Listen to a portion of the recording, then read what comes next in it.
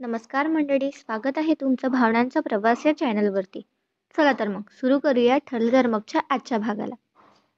आजच्या भागात असं दाखवलं जातं की कल्पना अर्जुनजवळ बसलेली असते आणि त्याच्या डोक्यावरती ती पट्टी ठेवत असते.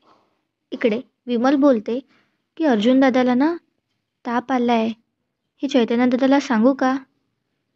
मग ती मनातच अशी बोलते की नको नको राहू दे, उगाचच ते काळजी करतील. इकडे कल्पना प्रतापला चुडा भरायच्या प्रोग्रामला वेळ टाळायला सांगते. त्यावर प्रताप म्हणतो, हो, गरज पडली तर आपण लग्न आणि संगीतचा कार्यक्रमसुद्धा पुढे ढकलूया. आता प्रिया मनातच बोलत असते, रे भिंडुकांनो, मी इतकी मेहनत केली आहे आणि तुम्ही त्या एका फालतू तापापायी माझा सगळा प्लॅनवर फ्लॉप करणार आहात का? पाणी ओतणार आहात का? आणि सायलीने जे मला चॅलेंज दिलं आहे ते खरं होण्याची तुम्ही काय वाट बघत आहात? आता प्रताप आणि कल्पना पूर्ण आजीकडे निघायला जात असतात. त्यावरच अर्जुन त्यांना आवाज देत थांबा असं म्हणतो. ते दोघेही तिथेच थांबतात. आता अर्जुन पुढे बोलायला लागतो की पूर्ण आजीच्या मनासारखं सगळं होईल आणि कोणताही कार्यक्रम पोस्टपोन करण्याची गरज नाही. मला बरं आहे असं म्हणत तो बेडवरून उठायला लागतो. त्यावर पुढे आता अर्जुन बोलतो की डॅड, मी पूर्ण आजीला वचन दिलं आहे आणि मी माझा शब्द पाळणार. मला नीट उभं राहता नाही आलं तरी आधार घेऊन मी उभा राहील, पण सगळे रिच्युअल्स आणि लग्न पूर्ण आजीच्या मनासारखेच होणार. आणि आता चुडा भरण्याचा कार्यक्रमसुद्धा पूर्ण आजीच्या मनासारखाच होईल. त्यावर कल्पना म्हणते, अर्जुन, अरे वेडा आहेस का तू? आणि अश्विन पण त्यावर बोलतो, दादा, अरे 102 ताप आहे तुला, तुला आराम करायला हवा. प्रताप म्हणतो की हो ना, का घाई करतोयस? अर्जुन आता उठायला लागतो. आधार घेत घेत खाली पूर्ण आजीजवळ येऊन तो बसतो. पण प्रिया मात्र आता खूप खुश होते आणि मनातल्या मनात बोलते, शाब्बास अर्जुन, तू तर म्हातारीसाठी स्वतःच्या जीवावरही खेळायला निघाला. नातू असावा तर असा. पूर्ण आजी अर्जुनला समजावत असते, जा बाळा, आराम कर, हट्टीपणा करू नकोस. त्यावर अर्जुन म्हणतो, नाही पूर्ण आजी, मला काहीही होणार नाही आहे. लग्नाचे सगळे विधी तू तुझ्या मनासारखे करून घे. प्रताप बोलतो की मला काय वाटतंय ना, आपण हा चुडा भरण्याचा कार्यक्रम लवकर उरकूया, म्हणजे अर्जुनला थोडा आराम करता येईल. अश्विन चुडा भरायसाठी ताट आणायला जातो. इकडे प्रिया म्हणते की मी चुडा भरणारी कुठपर्यंत आली आहे ना ते बघून येते. आणि ती त्या बाईला कॉल करते आणि ती तिच्याशी बोलते, अहो, दिसेल ना तुम्हाला सुभेदाराचा बंगला, इतका मोठा, इतकं डेकोरेशन केलं आहे, दिसणार नाही का तुम्हाला? अर्जुन मात्र इकडे खूप निराश बसलेला असतो. आता विमल अर्जुनजवळ जाते आणि हळूच अर्जुनला विचारते, दादा, काल सायली आली होती, तुम्हाला भेटली का होती? त्यावर अर्जुन म्हणतो, ऑफकोर्स, रोजच भेटतात त्या मला. त्यावर विमलला प्रश्नच पडते. ती म्हणते, म्हणजे? अर्जुन पुढे बोलतो, रोजच भेटतात त्या मला, माझ्या स्वप्नात, आणि बोलतातही माझ्याशी. कधी कधी तर बोलता बोलता सकाळ होऊन जाते, कळतच नाही. विमलला आता परत प्रश्न पडतो आणि ती बोलते, ठीक आहे दादा, तुम्ही काळजी करू नका, मी इथेच आहे, काही लागलं तर सांगा. गपचूप जाऊन ती चैतन्याला किचनमध्ये कॉल करते आणि सांगते, काल सायली तर अर्जुन ताईला भेटल्याच नाही. गपचूप जाऊन विमल चैतन्याला कॉल करते आणि सांगते की सायलीताई तर काल अर्जुन दादाला भेटलीच नाही. बिचारा अर्जुन दादा रोज सायलीताईला स्वप्नातच भेटतात. इकडे सायली चुडा भरण्यासाठी ताट सजवत असते. चैतन्य धावतच तिथे येतो आणि सायलीला सांगू लागतो की सायली वहिनी, काल तू रात्री घरी जाऊन आलीस, याबद्दल घरी तर काही डिस्कशनच झालेलं नाही आहे. ॲटलिस्ट कोमल म्हणते, अजून पण काहीच नाही, अर्जुन पण काहीच नाही म्हणाला का? त्यावर चैतन्य बोलतो की विमलताई म्हणाली की संधी साधून ती सविस्तर अर्जुन दादाला सगळं विचारेल, मगच आपल्याला कळेल की नक्की तिथे काय झालंय. इकडे आता साक्षीचे गुंड जनता चाळीच्या बाहेर आलेली असतात आणि साक्षीला कॉल लावून सांगतात, हॅलो मॅडम, आम्ही जनता चाळीच्या बाहेरच आहोत, लक्ष ठेवून आहोत.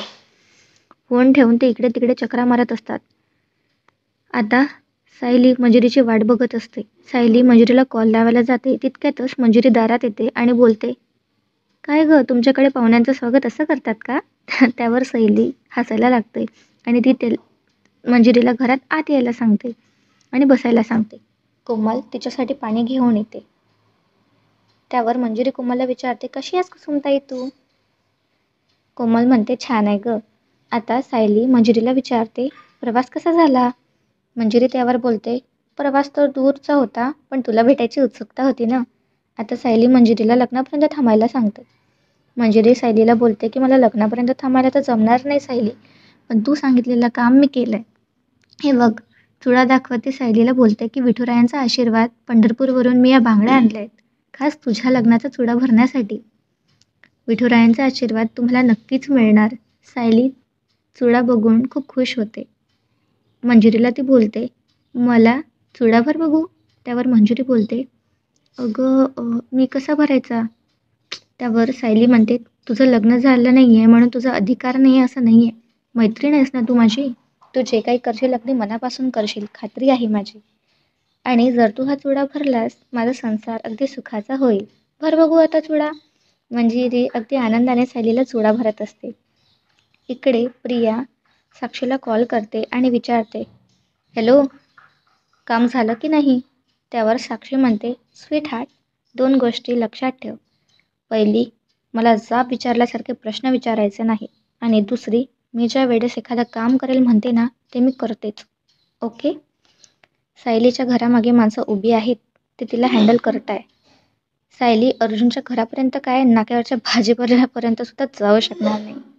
आता हे ऐकून प्रिया अगदी खुश होते आणि म्हणते की त्या माणसाला ना तिथेच थांबायला लाव. अगदी आनंदी असते ती. लग्नापर्यंत त्यांना तिथेच थांबायला लाव म्हणत म्हणत ती अशी मागे वळते तर बांगड्यावाली बाईच्या हातचा सगळ्या बांगड्या खाली पडतात.